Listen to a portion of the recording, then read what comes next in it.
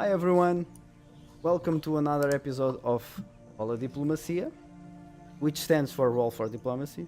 My name is André Tavares, I'm the host and producer of the show, and tonight, well, it really depends on where you are on the globe. We have two beautiful persons. On the other side of the table we have Bruno Ribeiro, which you already know. Hello, guys. How are you, man? I'm very good. I'm very happy I'm being here. I know you're happy, I know. We all are. And in the center of the table, we have the honorable guest and designer, Luke Crane. Welcome. Hey, everybody. How are you, man? Good. It's freezing cold in New York right now. Really? Yeah, it's like you're lucky. I debated about wearing a sweatshirt and a scarf and a hat, but I'm trying to play cool. Oh, well, it's cold gray skies out there. It's freezing cold. That's really crazy. Because here in Portugal today we had a beautiful sunny day. It was really, really hot, like 30 degrees Celsius. I don't know. Yeah, wow. Yeah, it was. I was on the beach, man. Really awesome. Yes. So let's put the beach out at the side and talk about our beautiful sponsor shop, which you already knew, guys. It's Voodoo Plays. You can find them at voodooplays.com. They sell RPG, board games, games for children, and hopefully in the future they will have like a very specific secretive books or rare books category. In the RPG section you can find a lot of RPG, not only mainstream. You can find some indie RPGs. If you don't find your favorite RPG or the RPG you are looking for, you can email them and they will help you trying to find or a store, or they can even reach their supplier. If their supplier does not supply that game, they will help you find a store with that game, which is kind of crazy because it's competition, but okay, they are okay with it. They are very cool. Yeah, they are very cool. Reach them out. Watch if it's of your liking. And it's a Portuguese store, an online Portuguese store based on Porto, which is very beautiful and very fancy city. And yeah, that's it. Also, you can find us not only here at Twitch, but at Facebook, and we have a Patreon page, www.patreon.com/roleiniciativa. At the moment, our Patreon page is in Portuguese because we are Portuguese content producers. But yeah, we have plans for probably making some content more international wise. We have a very interesting objective or goal system, which is to kill RPG monsters, and the way you can help us is by making attacks. You can make a normal attack, a powerful attack, and even a spell. Each attack has its own value at dollar. So if you somehow find it interesting and want to help us make more videos, more content, more interviews, more games, help us with your attack so we can kill more monsters. And yeah, I think today was a fast sponsorship thing. Welcome to the start of the conversation. First of all, thank you so much, Luke, for being here with us. It's really an honor. Thanks for having me. Yeah, it's really nice. And I think you're the best person to answer the first question, which is, who is Luke Crane and what does he do? I don't know. When you phrase it like that, I feel like that it's for somebody else. I know. Yeah. There are definitely some people here, my friends, who like to. So yeah, I'm a game designer living and working in New York City. At night I make games and hang out with my cat, and during the day I work at Kickstarter as the head of games there, helping people make games. That's awesome. That's really awesome. Do you know? Do you have like any statistics? I know that it's out of the guidelines, but do you know any statistics of how much, how many people you already helped making the designs and games? Like just a overview. I stopped counting at 10,000. Oh, okay. That's that's an awesome number. That's beautiful, really. Okay, look, what are your favorite RPG? And if you could say why, that would be awesome. All right. Well, this question's always really hard for me to answer because there's like, well, just hear me out. There's some real obvious answers that are sitting in front of us, between us here. I don't make games that I hate. Like I don't make games to hate them. I make games to love them. I make games that I want to make, that I want to play. So, I mean, my favorite RPG is Burning Wheel. Like, sorry everybody. But that's not the answer that you want. Whatever. So not including my games. Mm-hmm. You have Jared Sorensen's games, Inspectors and Lacuna, are just incredible in terms of the amount of content and the impact in these very small forms. Like, whenever I read these games, I just have to like stop and put them down and just like, God damn, like, and I just have to think about it because they're so beautifully constructed. They're so well done. They're so precise, but also so whimsical and open. I every time I read Inspectors, I say to myself, I will never design a game this good. Oh. Ooh. So, Inspectors. Almost. It's misspelled slightly. So, and then King. Okay. What's the game King about? Arthur. Oh, it's it's not even my thing. It's like a modern game. You play a startup, like a paranormal ghost hunting startup. You're trying to balance your business while you're busting ghosts, and it's hilarious. It's the only comedy game that's actually funny. There's no other comedy game or the game that shoots for comedy that ends up being funny because of the game. Inspectors nails it.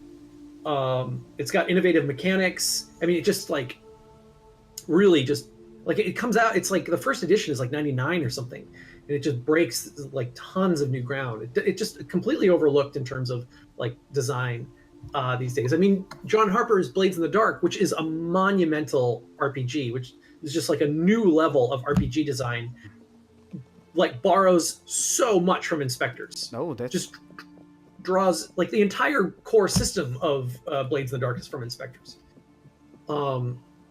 So it's just it's just really influential game, really beautiful game. So y'all check it out. Memento Mori is the publisher. And then Greg Stafford's King Arthur Pendragon is just another game that I came to after I designed Mouse Guard. One of my my co-author on Torchbearer and editor on Burning Wheel, Tor Olizrud, he said, "You've got to play this game." Like, we had already published Mouse Guard. He was like, "No, we need to sit down and play this game."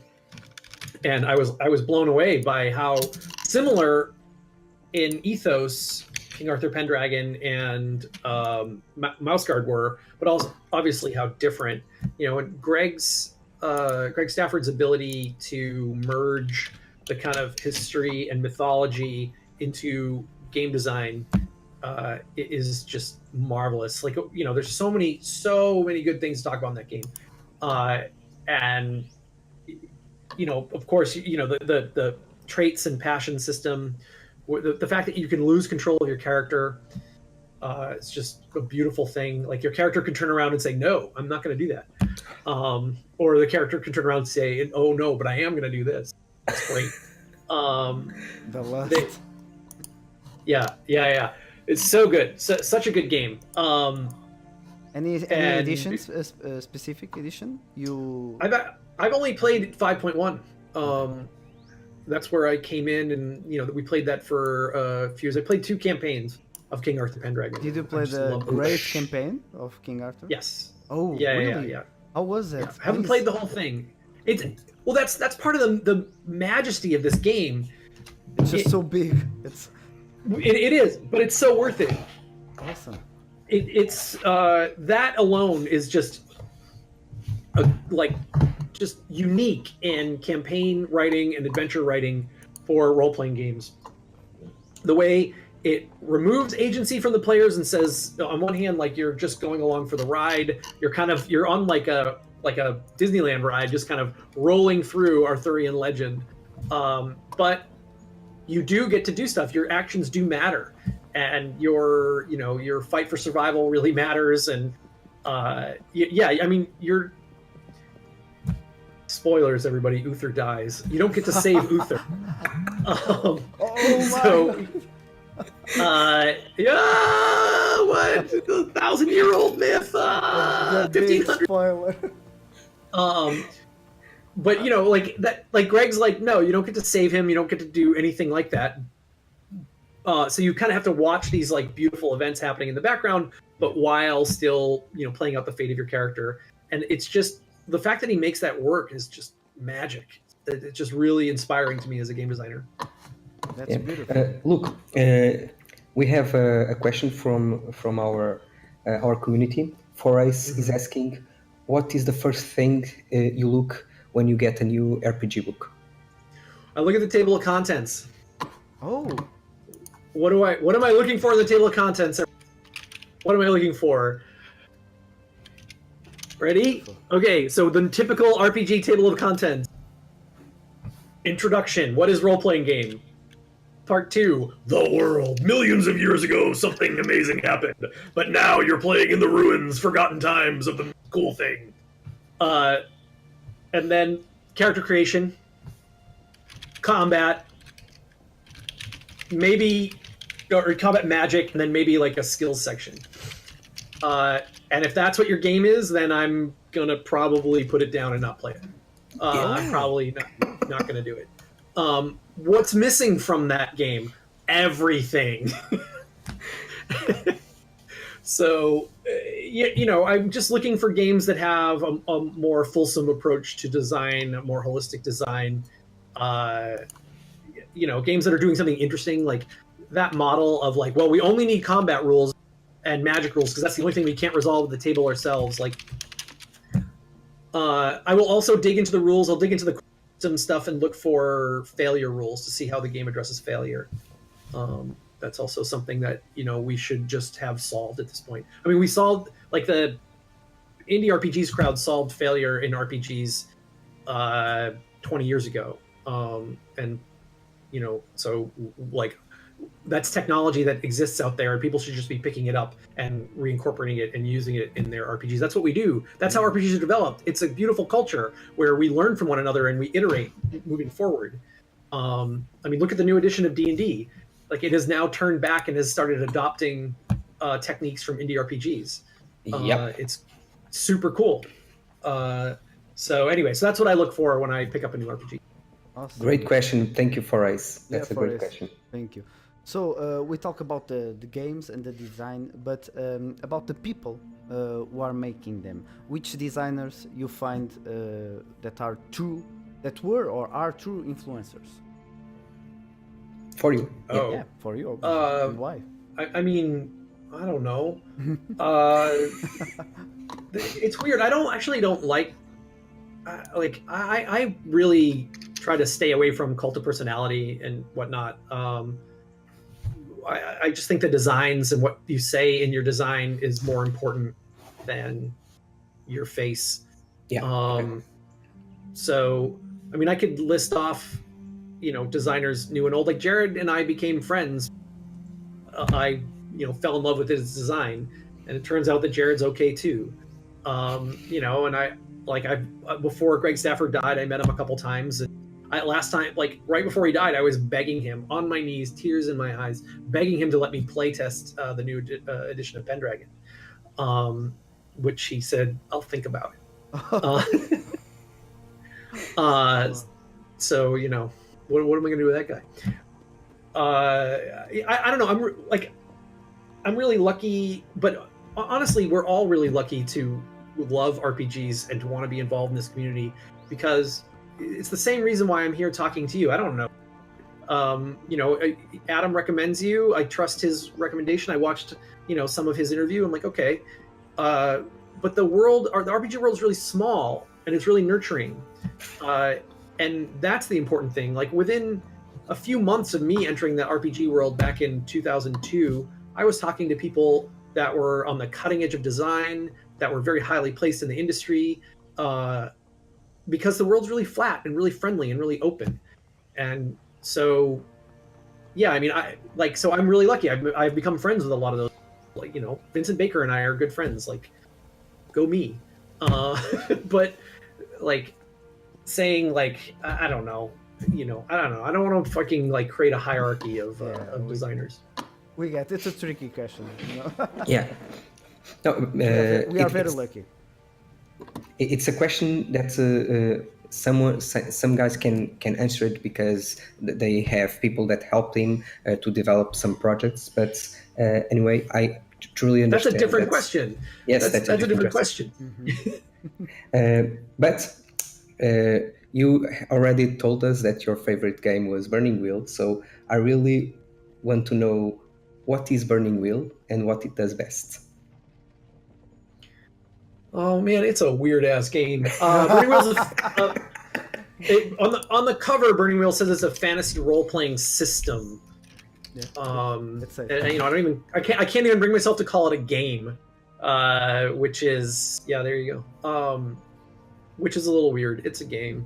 If any role playing games are a game, that's a game. But I was also trying to signal something to people that, you know, I was taking a shot at some bigger ideas. I was trying to rewire your brains, change the way people think. I mean, that's why Burning Wheel's in a different format. That's why it has a different cover treatment than other role-playing games. There's no heroes on the cover or anything like that. Yeah, it's all cliche. It's all yeah. It's a signal to everybody that this is different. So, you know, Burning Wheel is basically my reaction to, like, you know, the first 30 years of playing role-playing games.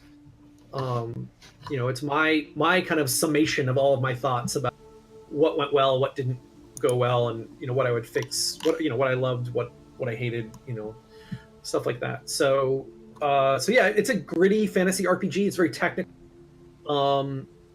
It's best played with a GM and 3 players is probably its real optimal number. Though a GM and 1 player is super fun. It's just incredibly intense. But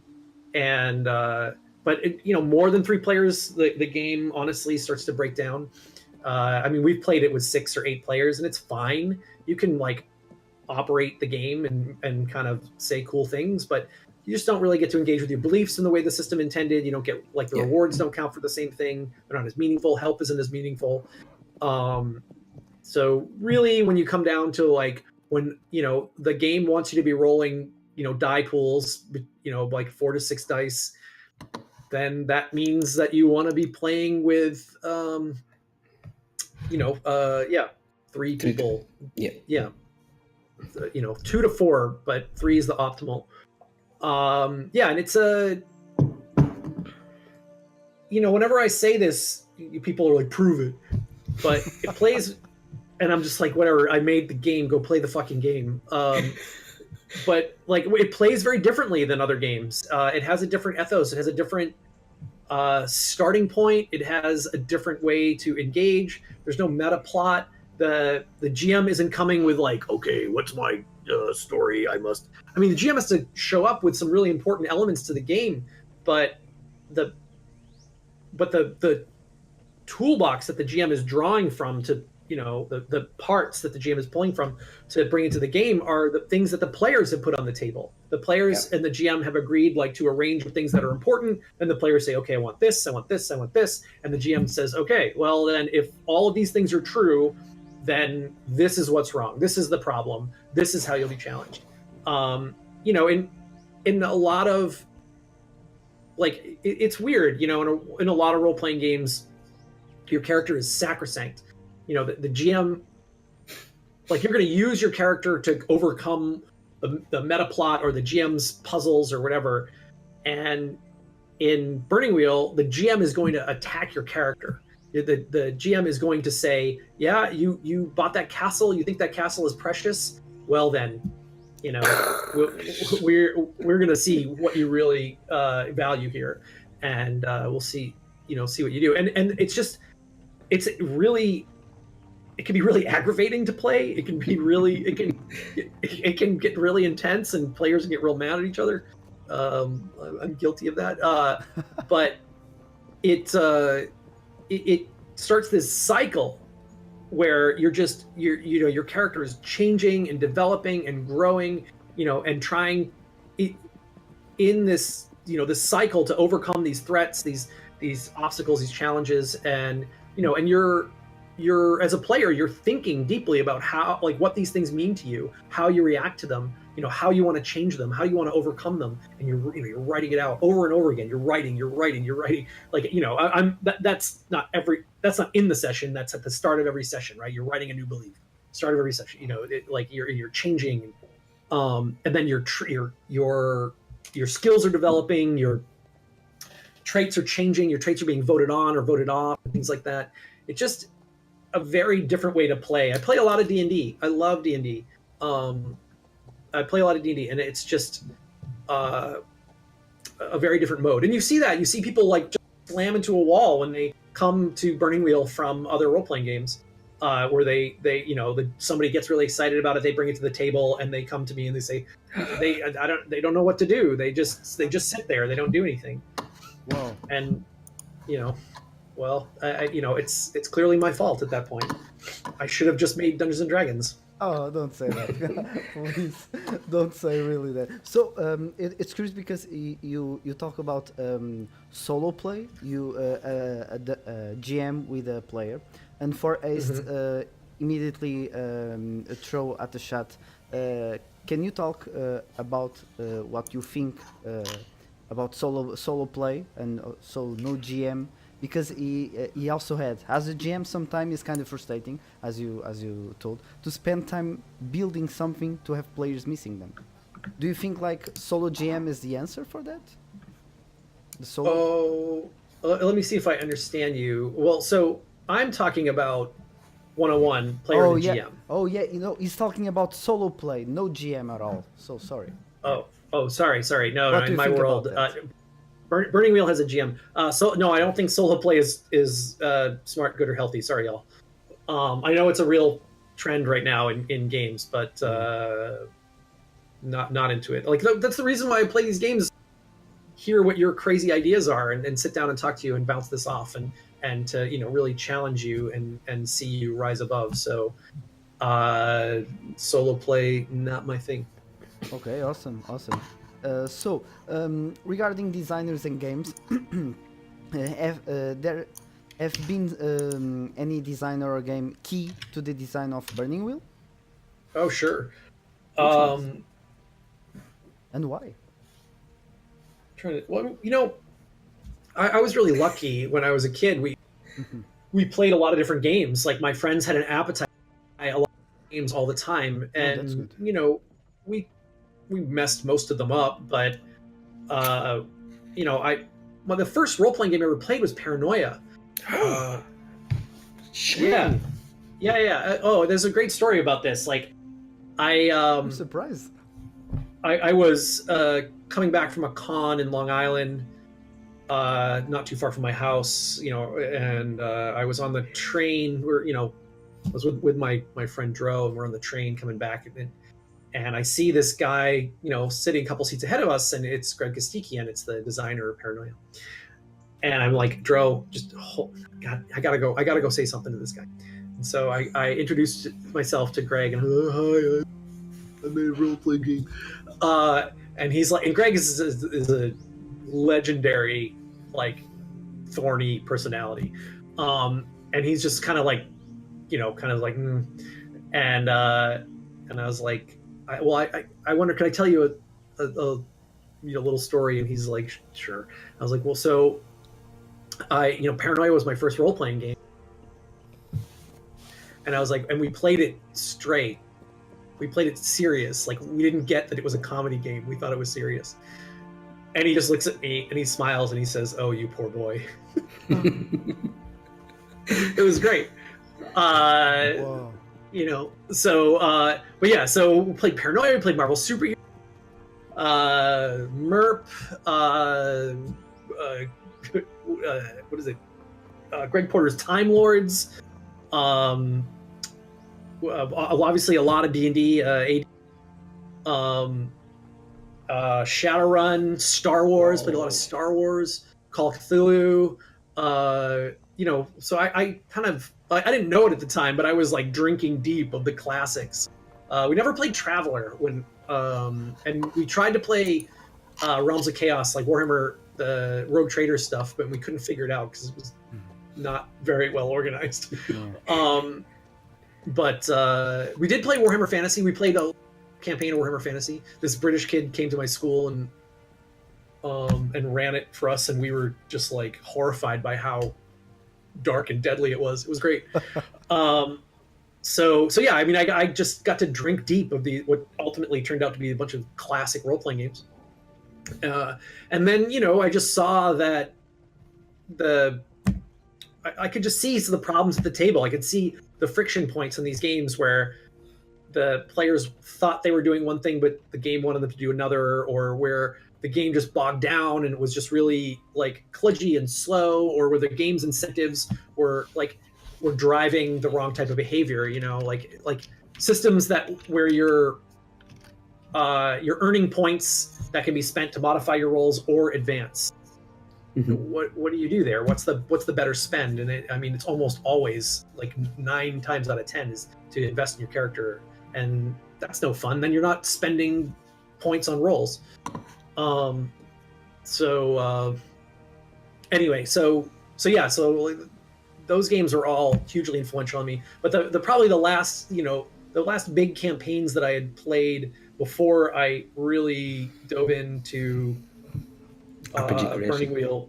Yeah, Burning Wheel was Shadowrun, Star Wars, West End Games Star Wars First Edition, and or actually no, we even moved to Second Edition, which is not good. And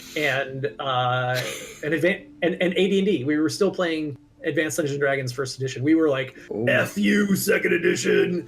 Whoa, that's nice. I started in the red box, so yeah.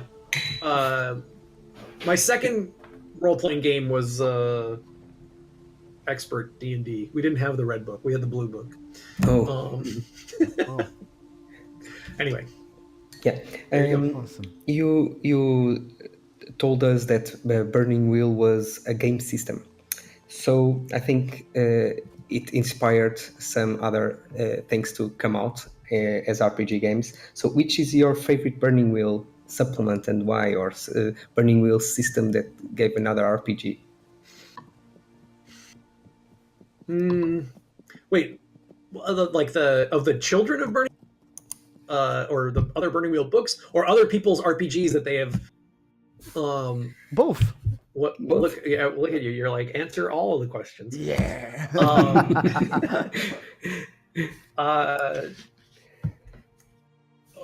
Oh boy. But I want to say no, that's fine. I want to say the Monster Burner just to troll everyone. Just because people are whining that the Monster Burner is out of print. But I don't know. That's probably, I don't know, Blossoms? Blossoms is maybe my favorite, probably the bestest Burning Wheel. Blossoms, or what is it? In this glistening spring, the blossoms are falling, or something. I don't know. I can't even remember the whole poem. The blossoms are falling. Yeah. Yeah. I like that. The Oh, Burning Sands Jihad, also another one really fun. Absol Good. Spite? No, No? no, Path to Spite sucked. Oh. It was bad. It was broken. But we redid it for the Codex, and it's very good now. It's very, very good now. Those are fun, but I mean, I love all my children. I love them all individually, and for their merits and their flaws. Um, I think Torchbearer is a remarkable game, and I think it doesn't get credit for the system design that we did in there to make this really beautiful and intense engine. It's really smooth experience. Like when you're like kind of on track for Torchbearer, when you're in a dungeon exploring and like hauling shit out and going to town, like it's just so slick. The game just clicks along. Now, of course, since the game is so finely tuned toward that, as soon as you go off that track, the game breaks, and that pisses people off because they want to be able to do anything in an RPG. And I'm like, I designed a dungeon crawling RPG. Just give me a break. But Free Market, I love Free Market. I was actually thinking I really should play Free Market again. I haven't played in a long time. I'm just going to list off all my games and tell you.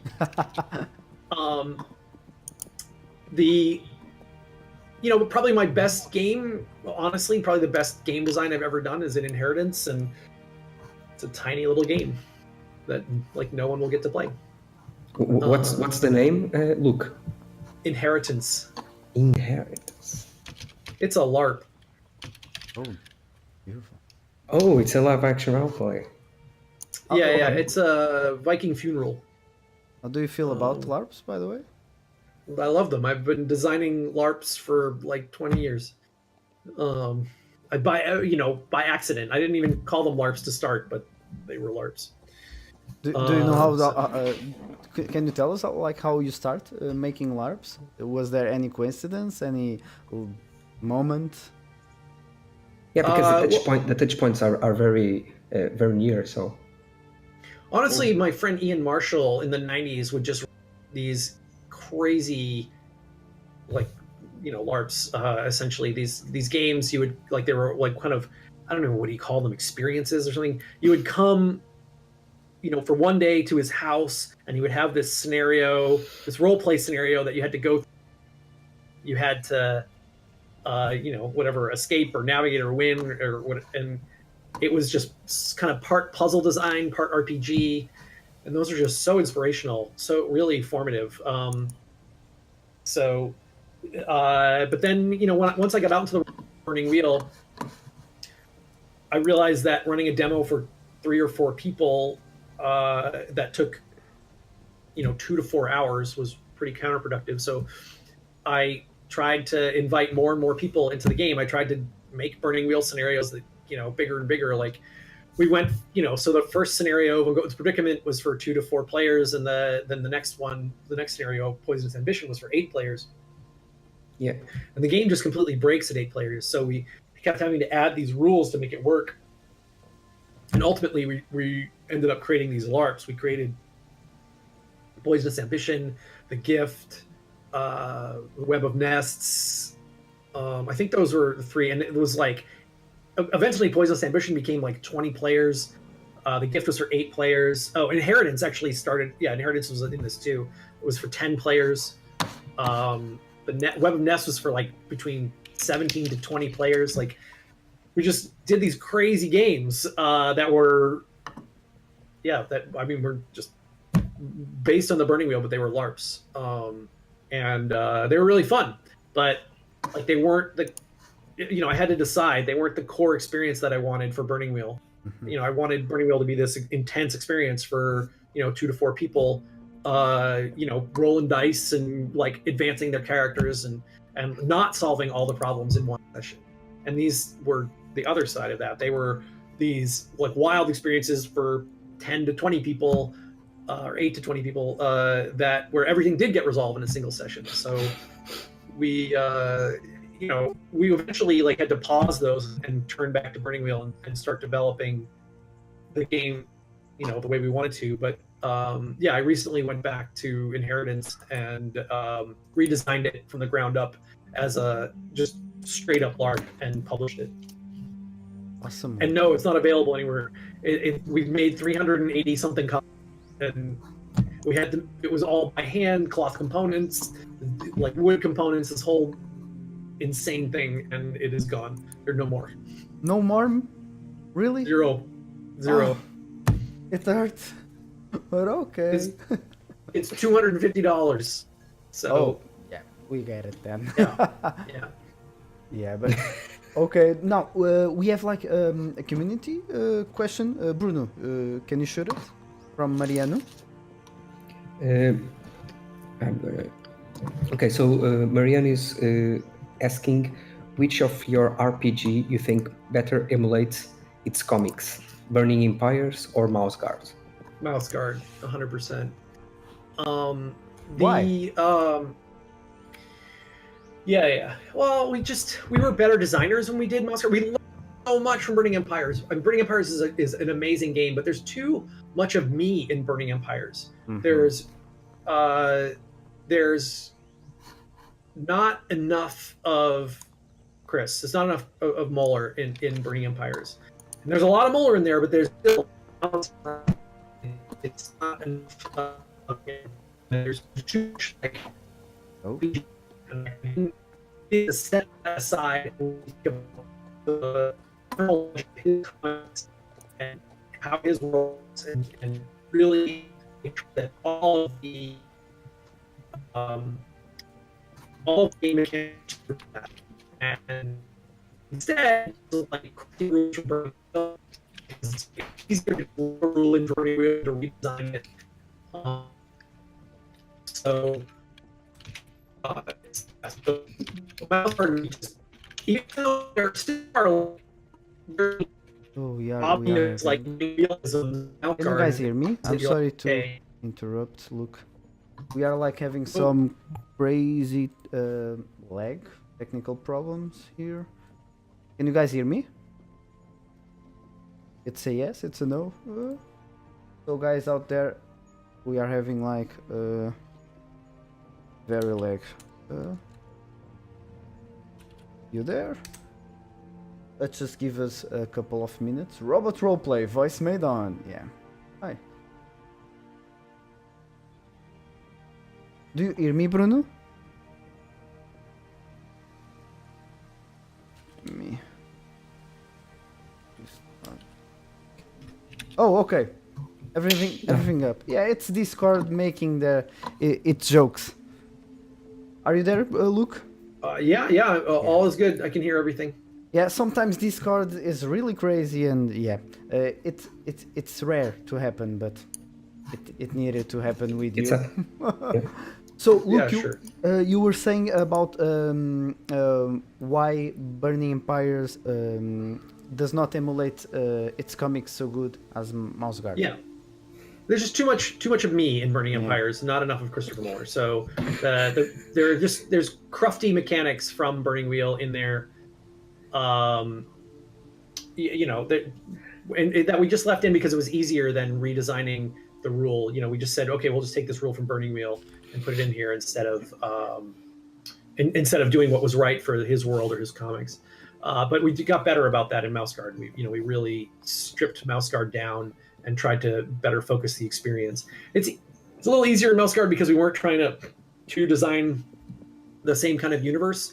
David's great. David's like, nope, you play a mouse, that's it. And you don't even play like any mouse. You play a mouse in the Mouse Guard. Yeah. It's fantastic. It makes it a lot easier on me as a designer. Mouse Guard just better emulates those comics. It's not perfect. There's a couple points where if you play long enough, you can see like, oh yeah, this is where the game goes one direction and the comics go another direction. But there's only so much I can do. Yeah, it's a great product, and I think Bruno is very fond of it. Yeah. I ran a couple of campaigns of Mouse Guard, and it's one of my favorites RPG games. Nice. Beautiful.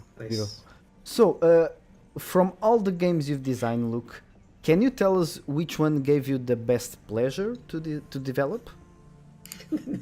There's no fun in game design. Come on. No, don't break the illusion, Luke. Don't break the illusion. We are trying to build a community of RPG designers in Portugal. Well, Come they on. should learn from the beginning that it's a It's lie. work.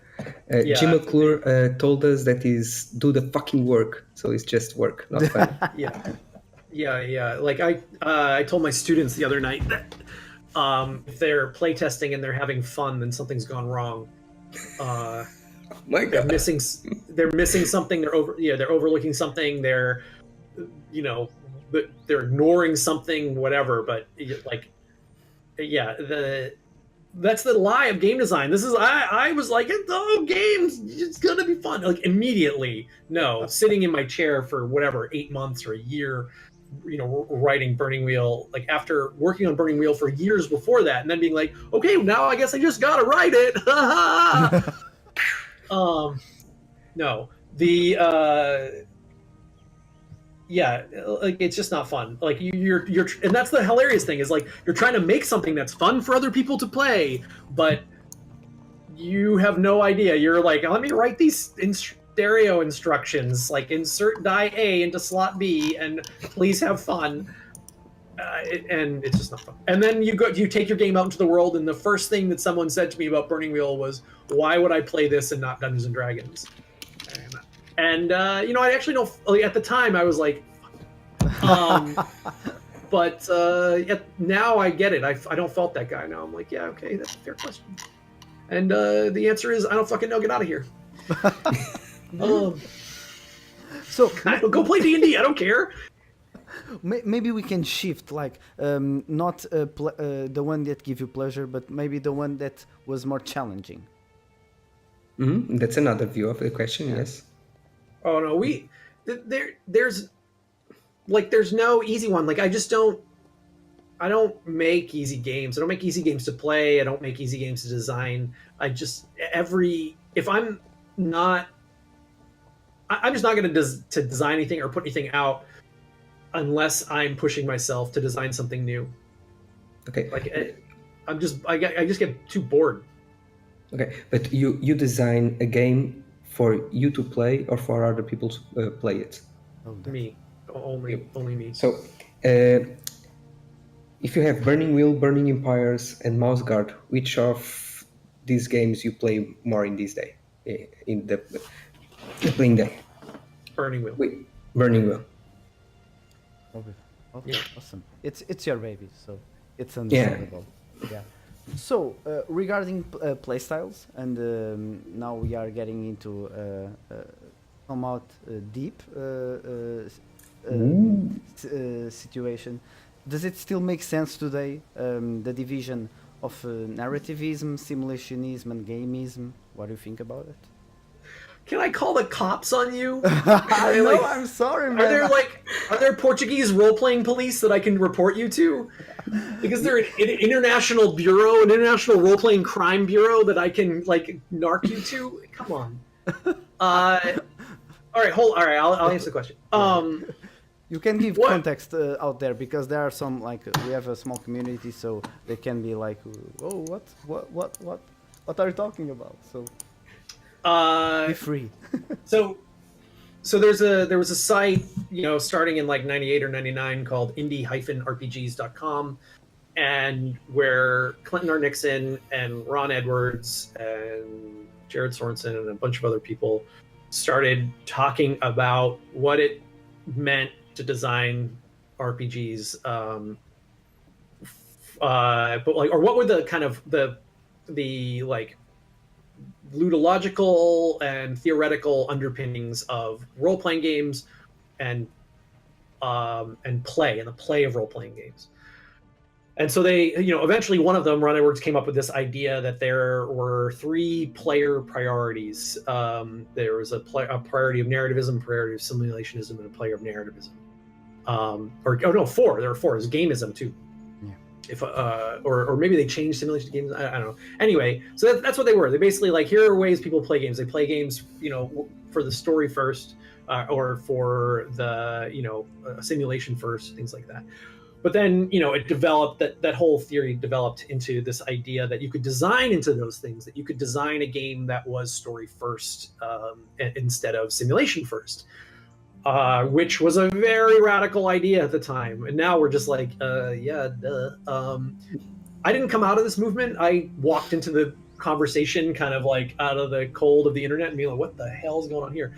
But it was really like, I was kind of an observer to this, I guess, midway through its life, really, 2003 or something.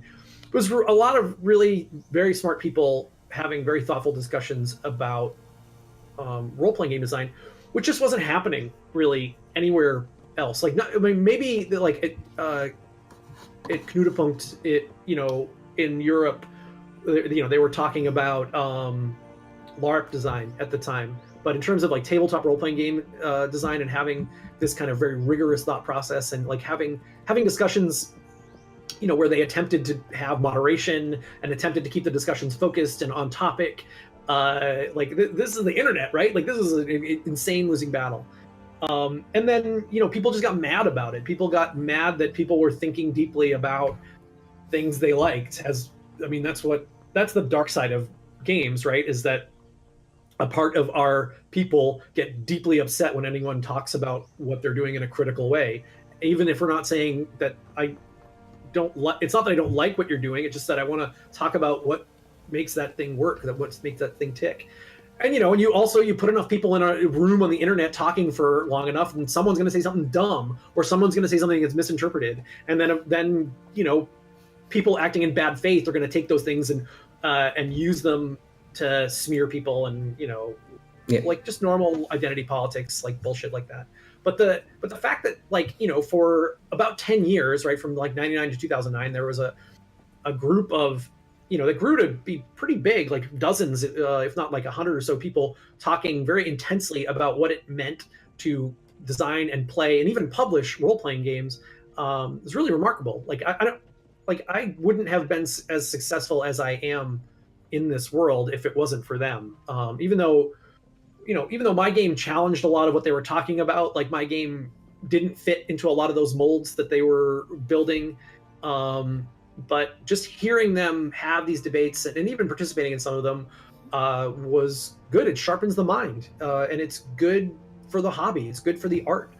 And we get games, and what do we get out of that conversation where you're like, well, nothing comes out of it? Well, Apocalypse World comes out of it. And now Apocalypse World is a thing. Like Dungeon World comes out of that. Right? Like, and then that's just one example of like, some of the ideas that leak from that scene into the mainstream. Yeah, that's awesome, because in Portugal we also have our philosophy discussions in the social media, and it can be a little bit harsh sometimes. Yeah. And we are in the middle because we want to be a platform that absorbs everybody. So we have to have space for every choice or every point of view. But going, Bruno, before we go that sure. direction, still in the design aspect, because I want to really look to answer this. You already said like you design your games for you, and that makes totally sense. How are your feelings about designing role-playing games for fun? Like, that's a whole department of discussion, we know, but do you design for fun, and how can one achieve fun in the design aspect? It's Wait, what? Like, as in, like, am I having a good time while I'm typing? No, like, is it, or am I trying to make sure that you're having a good time while you're playing a game? Fuck no. yeah. How the fuck do I know what makes you happy? Yeah. I don't know what you think is fun. So I'm just like chasing a ghost at that point. No, I'm designing for an experience. Okay. I have an idea of how I want this game to play, and I'm going to try to build an experience as best I can toward that idea. So, that means that sometimes my games succeed, sometimes they fail. And I'm perfectly comfortable with that, but I'm not, like I don't know, I don't design games for fun, but like if you look at Free Market, my sci-fi RPG, like we took out. It's really interesting. We took out all of the kind of dark sci-fi tropes. Every one that we could find, we took out. Like there's no death in the game, and so people play it as a comedy game. We didn't say it's a comedy game. But the game we wanted to make the game very bright, very very transhumanist, but not like Eclipse Phase, not dark. Like it's funny, like the guys from Eclipse Phase played Free Market, and they were like, "What the fuck is this?" Like, so yeah, people read that though as a comedy game, and they do like really goofy shit in it, and that wasn't our design intent, but. I don't get to. Once the game's out there, I don't get to say anymore. It's up to you. Yeah, but it's nice to hear that you designed for the experience of the players, because you really cannot collect info for the players that are going to use your game. But there's a whole question about designing for fun of the people, but they miss the part of you don't know who the players will be, so you cannot do it at the 100% view of it. Yeah, it's like how can you engineer fun? Like it's really weird, right? Or sure, but or do you make or can you achieve fun if you make sure that your game makes a good experience for what it proposes? Yeah, it depends. It depends. Okay. Yeah. Like I mean, I can tell you like.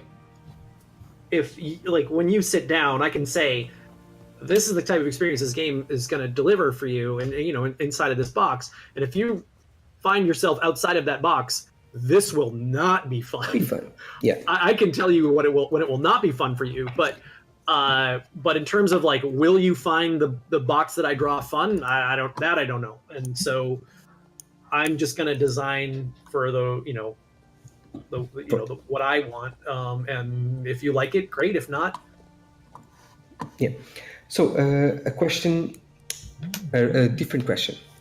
What does Luke Crane do at Kickstarter, and how? What? Tell us. What's your current day job, and what you do? I'm the head of games at Kickstarter. So I work with games creators, helping them fund their tabletop video games, yard games, puzzles, card games, whatever, on Kickstarter. The games category is very busy. You may have backed a project on Kickstarter. Sure. So it's the biggest category on Kickstarter by dollars pledged, and I think by projects now. I think it is eclipsed the other categories. Maybe not in total projects launched, but maybe most successful projects in a year. So it keeps me very busy. I travel doing outreach for the category. I represent the category internally at Kickstarter, so that the engineers and product development team can better understand the needs of the games community.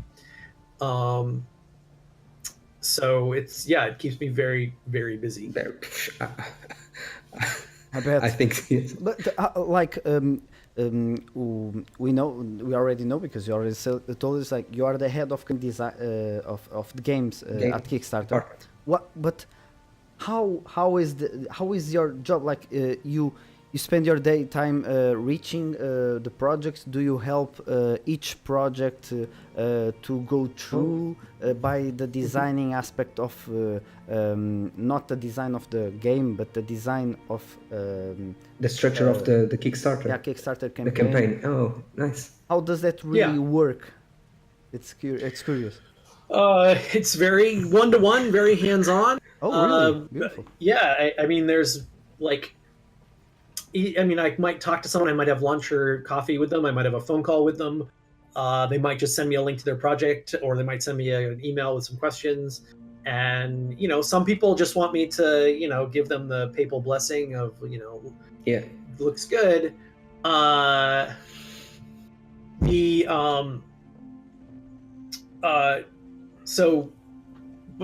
other people want me to get in the weeds with them. Other people want me to like go through every point on the project with them. And so, I try to be available to as many creators as possible. I try not to if I feel like I can have an impact on a creator's project, I try to work with them, regardless of whether they're big or small.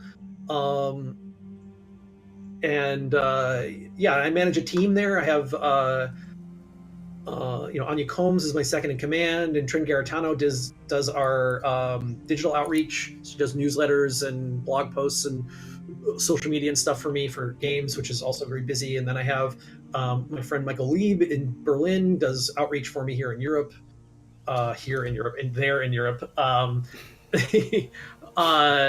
So it's just we're trying to help as many creators as possible. But our job is to get creators onto the platform and give them a successful experience. Now, which it's not enough for me to just be like, all right, next, all right, come on, go. Like, I gotta, I gotta stop and talk to people and like make sure that they for tabletop games, for example, like somebody asked me the other day, like a first-time creator, what should I be thinking of now? And I was like, okay, well, you need to be making a prototype now, like a real professionally made prototype. Then you need to be using that prototype to playtest the game, and you should be thinking about you're focusing on making the best game possible. That's the most important thing. But while you're doing that, you should be talking to artists.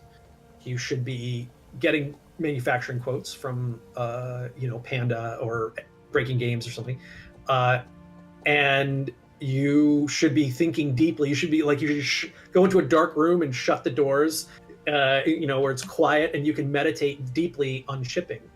Right? This is most of my day. I feel like is giving people advice about shipping. It's very, very hard to ship a single board game box over the ocean. Very hard and pricey and very expensive. Yeah, we know that. I saw a tweet another day from a Swordfall developer, and he told that the true enemy is shipping. Oh yeah, the true enemy of a Kickstarter project is shipping, and I love that. So Luke, what is the current relationship between Kickstarter and RPG? RPG community on Kickstarter is incredible. One of my good friends is this guy Peter Agason, who runs Gen Con, the big tabletop convention here in the States, and huge RPG presence at Gen Con, kind of where RPGs got their start. And I tell him, I was like, Peter, it's on Kickstarter, it's Gen Con every day. There are so many great games funding, or adventures or dice, new rules, and you get there's a Fate game funding right now. There's the Necrotic Gnomes Old School Essentials book is funding right now, which I'm so excited about. There's the Lancer by the Kill 6 Billion Demons guy is funding right now. I'm just pulling names out of the top of my head right now. There's so it's just such a great community. Now it's small. It's been something like 1,800 successful RPG projects, I think, in the lifetime of Kickstarter. In 10 years, 1,800, which is both a big and tiny number, right? It's we'll probably never play 1,800 role-playing games in our life, but also 1,800 over 10 years is not that many. And there's not that much money raised. I think it's I don't know, I can't remember off the top of my head the money, but 100 million or something. I don't know. It's it's got to be more than that, maybe 200 million. But the fans are very passionate. The success rate for your average project on Kickstarter, when you come to Kickstarter, the chance that you're going to fund is 35%. In games in general, it's about 50%. In role-playing games, it's 78% for a role-playing game. So the people, the fans are there, they're in the category, they're looking for role-playing game stuff, and they're they're excited to back it. It's super cool. I think it's actually a real testament to the fact that you don't need to design for a mass market. You don't have to design for fun or for everyone, or to design like a viral experience, or any of the kind of like modern ideas of game design are completely put to the lie in RPGs, and especially like RPGs on Kickstarter. It's a small community of both fans and designers who are making the stuff that they want to see, and it doesn't very few people in that community are making a living from it, but almost everyone in that community is getting cool stuff, is getting to either make cool games or getting cool games delivered right to them. It's great. It's great. Oh, that's awesome. 70%, yeah, that's very good. Yeah, it's great, but our wallets cry.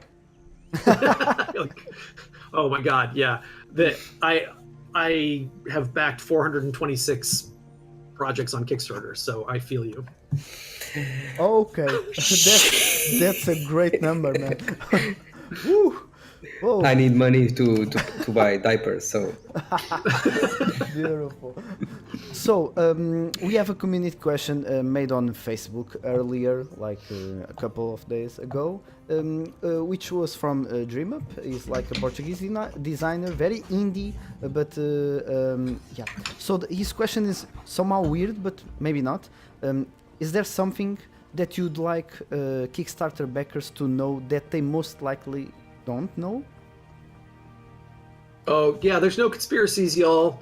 All the crazy conspiracies about Kickstarter did it because of this or that, or Nope. No. Okay. Not true. None of it's true. None of it's true. And you know what I'm talking about, because there's a crazy conspiracy thing going on right now out in tabletop games out in the world, and none of what is being said is true. Oh, okay. Please give us some context. No, I'm not going into it, because it stands for this one and the last one and the next one. Okay. So be compassionate. Like, this is not a professional industry in tabletop games for the most part. Be thoughtful, be compassionate, be nice. Don't be demanding or entitled. Be supportive. Think about it. You've just your baby is being born. You're like, okay, the Kickstarter is successful, and now I have all this work to do. And then the first comment is, shipping is too expensive, or when do I get my stuff, or why did you do that? Like, what the fuck are you thinking? Just not to your friend, but to the people. Just say good job. Yeah. Just say hey, good luck. I know it's a hard road. Ask questions like, how's it going? How did you come up with that mechanic? Or what are you thinking about the plastic molds? Anyway, so yeah. Engage positively. It just the crazy thing is the system is fucking magic, and it really works. I get to see the internals on all this stuff, and it is remarkable how well this system works, both in terms of connecting fans to games they want, creators to money, and then especially in tabletop games, but all of the games, closing the loop and making sure that those games come out. People commit to this process, even though it's the lightest, softest agreement between you. Basically, the agreement is, you give me money and I will try real hard to do this. But it's in our world, we have a real community, and people care, and I've seen people spend sweat and blood. The money's gone, treasure long gone, but so they have nothing but sweat and blood to spend in order to get the project to people, and they do it. I've also seen people with, turn to their creators, whom they admire, or games that they like, who are struggling. I've seen other creators just turn to them and say, let me help you. Here, I will float you the money for shipping for this, to get it out, because it's the right thing to do. there's like real bonds of community going on in tabletop games right now, and it's beautiful and it's magical, and like, you know, we need to sustain that. Like, we need to like be responsible stewards of this ecosystem. We need to like be kind to one another. We need to be compassionate. We need to be thoughtful. I'm not saying don't ask questions on a Kickstarter project. Don't ask hard questions on a Kickstarter project.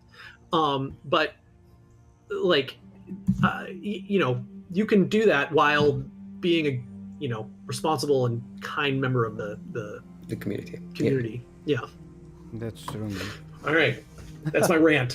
Very that's good, beautiful. very good answer. Yes. Although we had a reaction from Sanguinia in the chat, he said like, "Are you serious? How many people come to you asking about conspiracies? Are there?" Oh, no. Well, I mean, to me personally, like, where's my phone? Here, let me. No, like, what? Oh, Really? dude, what's your Sanguinia?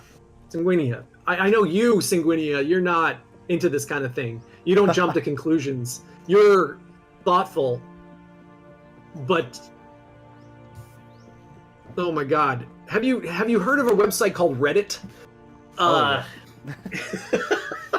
People love to talk about like what they think is going on with a project, and like they just people just invent stories, and then other people go, well, oh, I heard that this thing, but that guy just invented it. It doesn't actually mean anything. Oh. Crazy. There's a lot of writers out there. Yes. Okay. Thank you to High Watcher 81. Thank you. Never heard of it. Beautiful.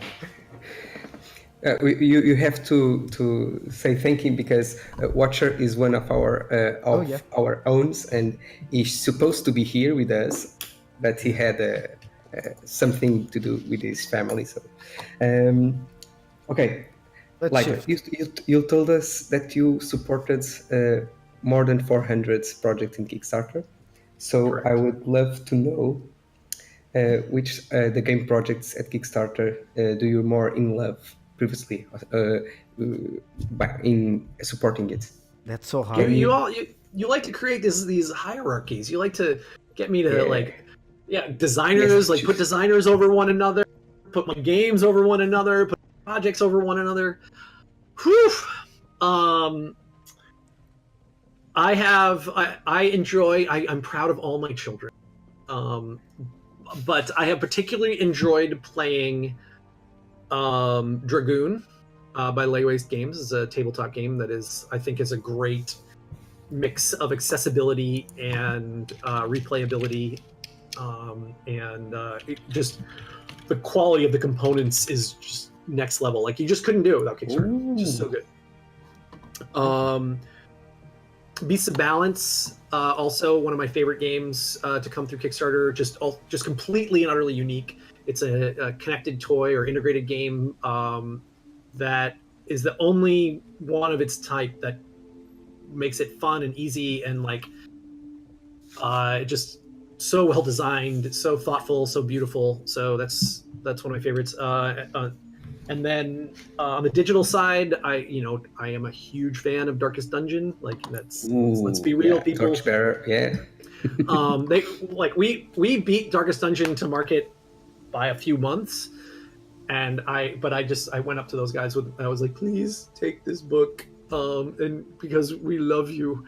And they were super cool about it. We're friends now. And then and Banner Saga is another digital game that I just have played the shit out of. I love turn-based tactical games for the most part. So Banner Saga is right up my alley. It's a great role-playing game. The art is just next level. Yeah. What's up, Arnie? What's up?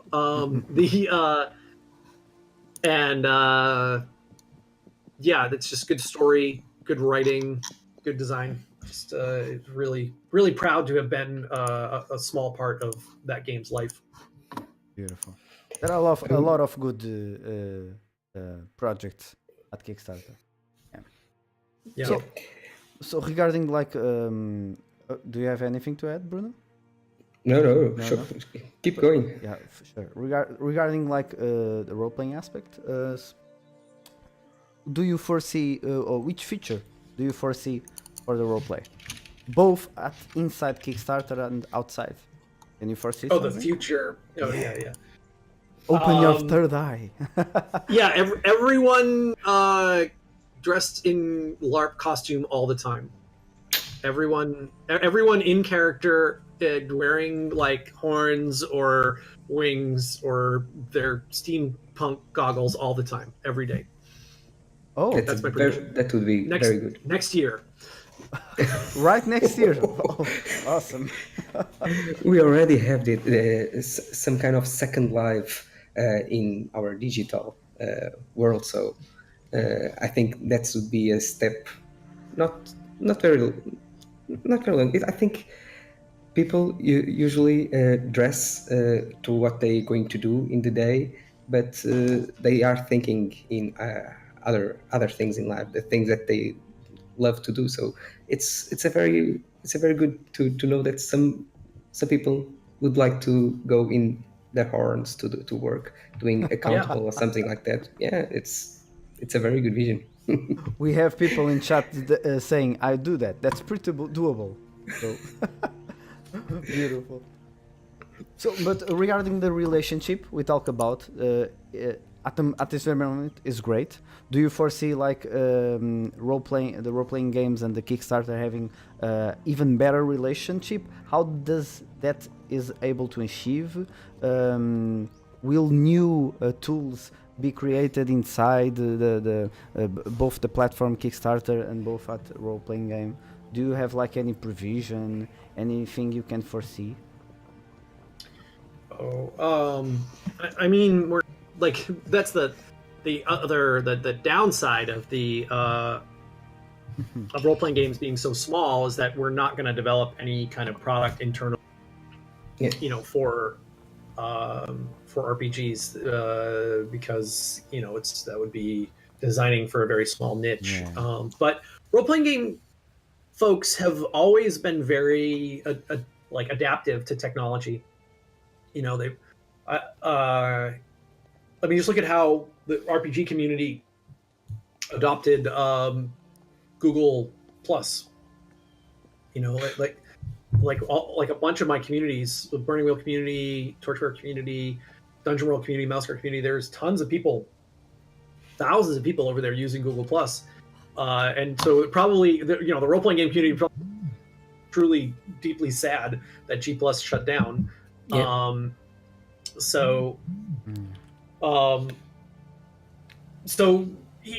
confident that the role-playing game community will continue to use Kickstarter in inventive ways. I mean, it's been very healthy in the ecosystem so far. I mean, the key to it remaining healthy is that when you are feeling jaded and you're like, I don't know, I don't like Kickstarter projects anymore. I don't want to back this, or Kickstarter's only for popular games now, only for big companies now, or some, like, when you find yourself saying dumb stuff like that, it's to dig around in the category, or to email me and say, or tweet at me and be like, hey, Luke, what's cool?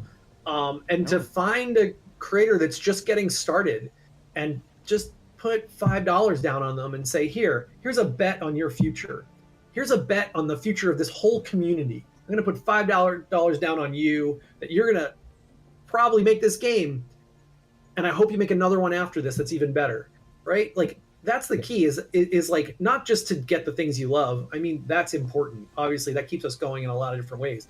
But the key is then to spread that love. The key is to making it work for everyone for a long time is to be turning around saying, wow, this person, this is their first project. I don't know who they are, but this concept's really cool. Even if it's a little janky, here you go. Here's $5. Here's $10. Just go for it. To just go and look for weird, unknown things and support them. Because what I see in the, in games is that it's actually a pretty, like, nice pyramid. And there are some big games at the top that generate a lot of money. But there's actually a huge, like, middle of like independent creators and small creators raising $10,000 or $15,000, $20,000, and are making games with that money.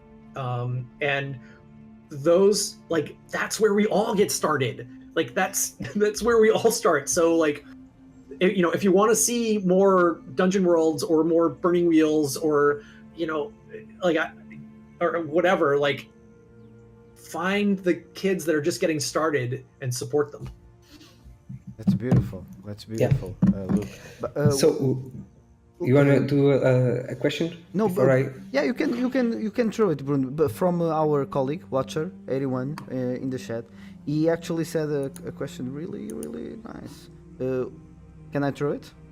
Sure. I have Go. Yeah. So he has seen, and I also seen and backed a lot of zines being funded through Kickstarter. Is this a new thing thanks to some feature on the Kickstarter, or is just a market evolution? I did this. Really? Well, I mean, there were always zines being made on Kickstarter, or zine format games or projects and things like that. And I was just looking for a way to kind of reach out to the games community this year in a new, do something new and fun together. But the games creators are very busy. Like, their games creators' schedules are packed for like years in advance if they're like really cooking. And games backers back a lot of projects. Like, they already put a ton of money into the system, and I don't want to ask them to do any more than they're already doing. So I thought zines would be a good middle ground, like a small project. Excuse me, a small project for a creator and something fun in terms of like almost like bite size, right? Like snack size.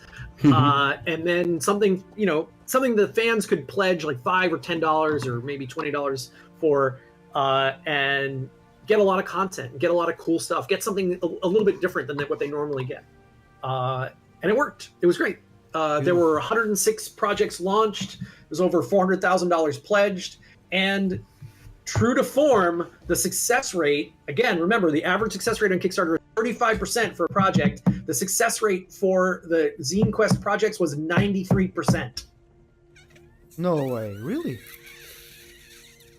93% of 106 projects that launched were. Okay, that are really good statistics. Jeez. Yeah. So right, it was. People got excited. It works. Yeah, it was super cool. Super cool, and even better, the 63% of those creators, so like 64 of those creators, whatever, were new. Were first-time creators. Beautiful. Yes. So we got a bunch of new creators into the system. We gave them a good experience. Now, hopefully, they will turn around now and give their backers a good experience. I could run into the other room and get some of the zines I've already got. They're already starting to ship. It's great. If you want, you can. Sure. Yes. We love this. Beautiful. We made Luke Crane go grab some zines for us to show you. That's beautiful. Yeah. So my friend Chris O'Neill,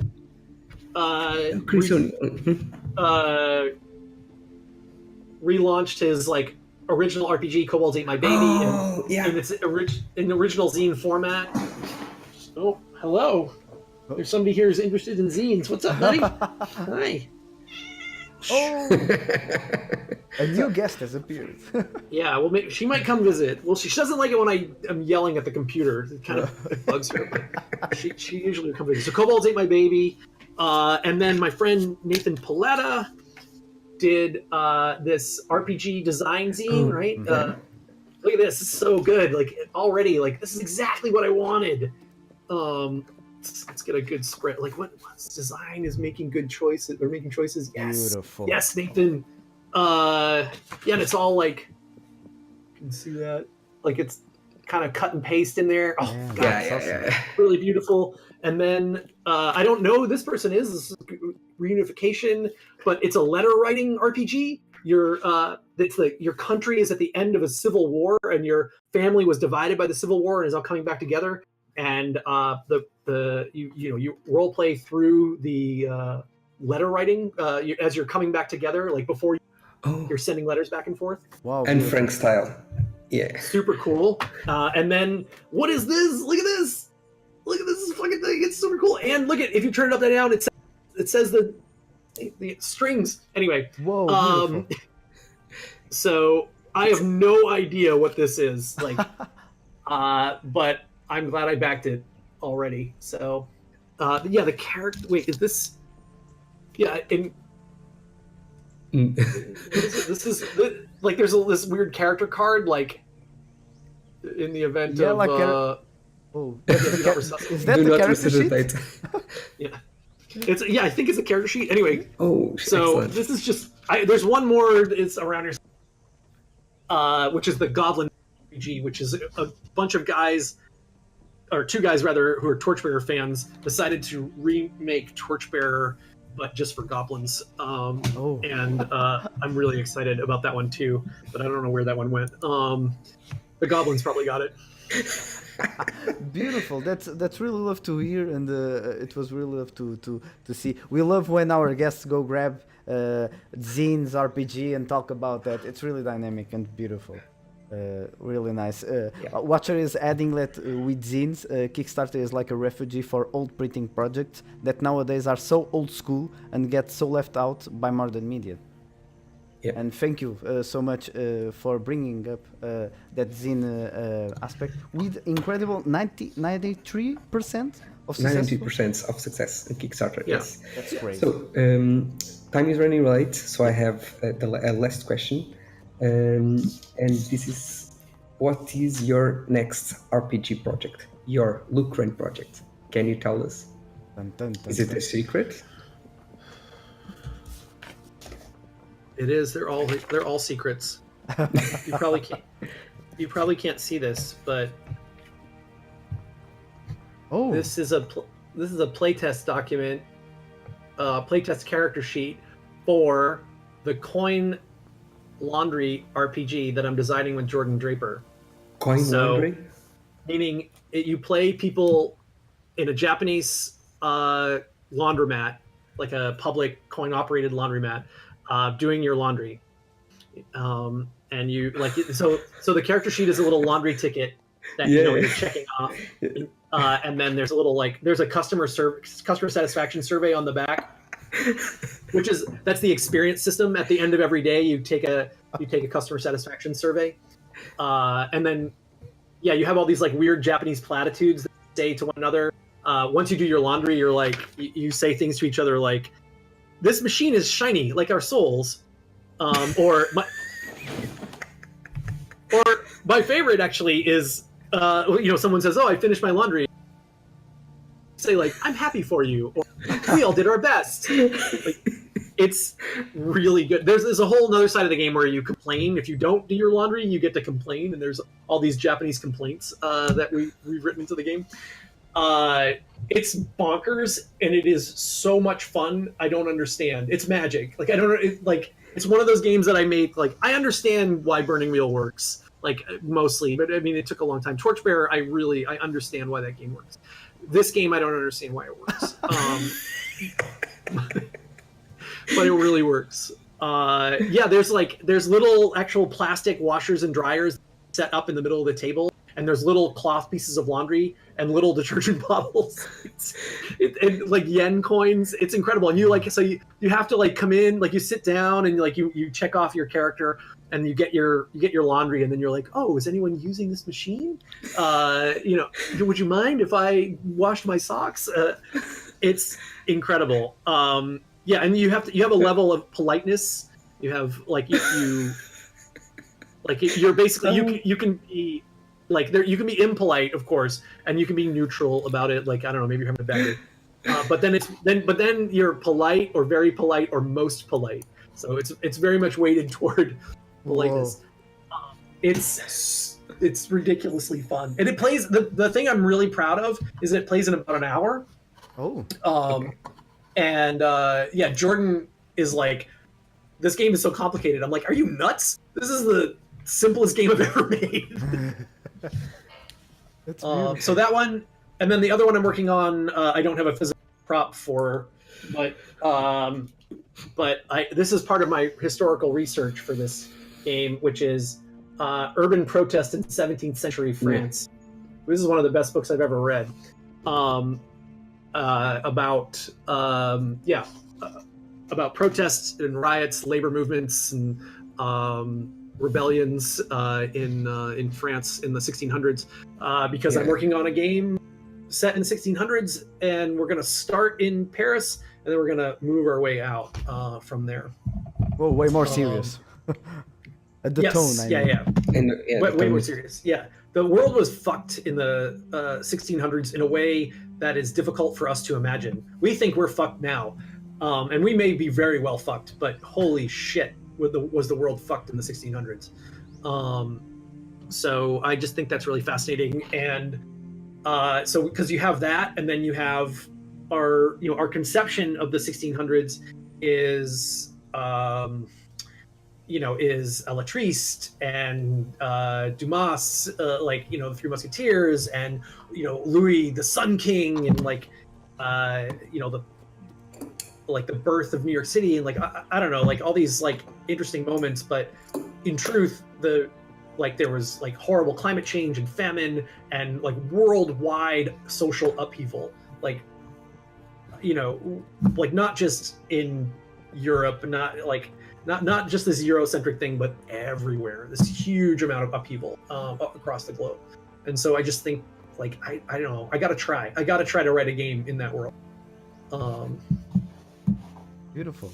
And can you tell us what we know we're set, but what's the game about? What will the characters do? What is the experience that you want to make the game? Will the players play characters that will enter in those upheaval moments? Yeah. Oh. So I want to start in Paris in 1648 actually, because it's a good historical inflection point. I can make that world recognizable to you, where you're saying, okay, I'm a dude or a lady in Paris. I get that, I understand, and I'm going to have a profession. I'm going to be a musketeer, or I'm going to be a merchant, right? Or I'm going to be a thief or a philo. You can. So I can say, okay, so these are conceivable things. But then I can start to twist. I can say, yeah, but in 1648, there's no king. Paris is ruled by a queen, or France is ruled by a queen in 1648. And in fact, she is an incredibly savvy ruler, but she is beset on all sides by a rebellious population and a rebellious nobility. Her son is 9 years old, 10 years old, and she has enlisted to her aid one of the most capable ministers of state probably in the history of ministers all time. And you're going to either work for or against them during this revolt. So there's a revolt in France in 1648, and it actually centers in Paris. Right? And so see, I can walk you in there and you're like, okay, yeah. And so, right, so there's no Louis the Sun King, there's Richelieu, none of that stuff. We can set all that nonsense aside. There's no supernatural conspiracy. I don't need that shit. I don't need any of that to make this game good. I mean, we'll put some supernatural stuff in there. You're going to be able to play an occultist and have your grimoire and things like that. But the real supernatural character that I'm most excited about is the Jesuit. You're going to be able to play a fucking Jesuit, and you're going to be able to say a Te Deum after a successful battle. You're going to be able to say the Te Deum and heal everybody or inspire everybody and So, and then what I want you to do, I want you to get sent on, I want you to become competent in this moment. So the way you become competent here, one of the adventures, possible starting adventures would be to play agents of the Cardinal or de Condé and start in Spain actually, because de Condé was this, he's 27, this very successful French prince and general, and he's fomenting revolt or something against the Spanish in 1648. He's in Spain, I think that's what he's doing. Either that or he's fraternizing with the enemy. But he gets summoned back to Paris because the Spanish Habsburgs are like hear about the unrest in Paris, and so they start maneuvering. They're about the army of what I think it's Archduke Leopold William is like 4 days march outside of Paris, and so Anne is like, "Hey, yo, de Condé, my successful general, come back." And so I thought, like, what a great first adventure that would be, like, to be part of his retinue, and like kind of almost like in this Dumas style, like you're on the road, you're having to take out these Spanish agents that are trying to like hold him back, and prevent him from getting to Paris in time, where he then raises an army and goes to meet Archduke Leopold William, which is also an incredible story because they get out there and Leopold William has the bigger army, and he is in a defensive posture. And so de Condé, who is I just love also the imagery of this world you can't really conceive. These guys are poofy, right? He's not in a wig yet. They're not, but his hair is curled. He's perfumed. He's wearing a blouse underneath his breastplate, and he's very effete and effeminate and just beautiful. And he's a raging lunatic. He is a berserker on the battlefield. Like, this is what one of his his battlefield qualities was. He was so heedless of his own life that he would lead the cavalry on these crazy flanking maneuvers around into the artillery parks or into the rear of the enemy. So anyway, de Condé has a reputation, and he and Leopold, but Leopold William's subordinate. Yo, we've got him. Finally, we've got a bigger army. We've got the high ground. We're just gonna roll downhill in this. And Leopold's like, don't do this. And they're like, and of course these are like hot-blooded Spanish Austrian idiots. And they're like, no, we're gonna, you cowardly old man. And he's like, cool, let's all go to mass and say, which is what they did. They go to mass before the battle, and then we'll go. And meanwhile, Condé's like, I'm going to retreat. So he starts retreating his army. He's like, I don't like this position. I can't assault them up there on that hill. I'm going to retreat. And so the Spanish are like, everyone except Archduke Leopold William are just like, yes, I told you, we got him. And so they go to mass, they gear up, they roll down from their defensive position. De Condé turns around. It's a feint. He turns around, envelops them, and destroys them. But what we didn't know until later was Leopold, he pieces out after mass, and he's like, he just leaves his army to be destroyed because he knew it was going to happen. Anyway, so many good stories. There's that's just one tiny sliver of the great stories from this era. Anyway, so I want to roll out from that conceivable history into the insane shit that was going on even past the Holy Roman Empire, what was going on in the Polish-Lithuanian Commonwealth with their insurrections, the Clementsky uprising, Polish-Lithuanian Commonwealth, where he allies with the Khanate, and he starts selling Poles to pay the Khanate. He starts selling Poles into slavery, this good Christian man. It's selling his fellow countrymen into slavery in order to pay for his uprising. I want it. There's so many good things, and so I can imagine this path that your characters take across Europe, into Asia Minor, into Silk Road, all the way into China, into the uprising that's going on in China at the time, into Bakufu, Japan, into Jakarta and Batavia. It just, it could be so good. Whoa, that's beautiful. That's special, man. Yeah. So yeah, I have gone also completely off the reservation. I told everyone this was going to be a D&D hack. I was going to use D&D as a base, but I've developed a life path system. I've developed a new combat system. I've developed a reputation system, a wealth system, a social combat system. I just gone bonkers. Bonkers. That's nice. It's really nice to see that your next project, it's a historical RPG. Because most of them, like Watcher 81 is saying, most of them are based on legends and myths, but it's we have really awesome content, like you said, like you just told us. It's beautiful. Yeah, And could be fun. We'll see. Yeah, I we'll don't see. expect anybody to play it. Why? What do I care? No, there will be. It seems like a very long campaign mode. I'm receiving that. Yeah, but Burning Wheel is meant to be played for like 10 years. So Yeah, at least. at least sue me. there are people who play Pendragon campaign, so there will be people to play that crazy journey throughout the world game. It's awesome. So, Cool. guys, we are reaching like our time limit. Thank you so much, Bruno, for being here with me. Thank you so pleasure. much, Luke, for being here with us. Thanks for you having are me. Very entertaining, very fun, awesome content here. And guys, thank you there for watching us. As you know, we have content every day.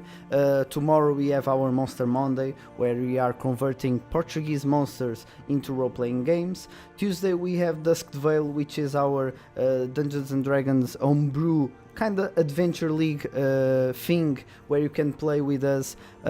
Wednesday we have our Patreon campaign. At this moment, Bruno, we have 2 spots available, right? Yeah. Yeah, so if you want to go on and have this experience tailored for you, you can check our Patreon campaign. Thursday we have the RPG, which stands for Design RPG, which is being really crazy. Oh, it's a cat! Yay! Now it's a cat butt. Beautiful. So, as I was saying, Thursday we have the RPG, which is Design RPG, which stands for an episode where I design RPG with you guys there in the chat. It's really crazy, crazy experience. And the first one is out already, so Yeah, it's first one very is good. out already. And, An RPG meant to be played in Twitch. In stream. In yeah. stream. It was crazy. It was bonkers. Nah, I think it doesn't work, but don't tell them. No, I think it can be working, yeah. Yeah, it's great. So Friday we have a D&D campaign by our friends Faragil. Saturday we have Roll for Improvise, where we grab a role-playing game, which is not D&D, it's a law, and we improvise it. We improvise an adventure and a game. And Sunday, as you all know, Rola Diplomacia, we try to have here honorable and beautiful guests like Luke Rain, and tonight's show was very fruitful. Thank you so much, Luke. Thank you so much, everyone. And as you know, we'll be now recording the after talk. If you want to get access to that, go check our Patreon. Thank you so much, and bye-bye, guys. Goodbye. Ooh. Okay.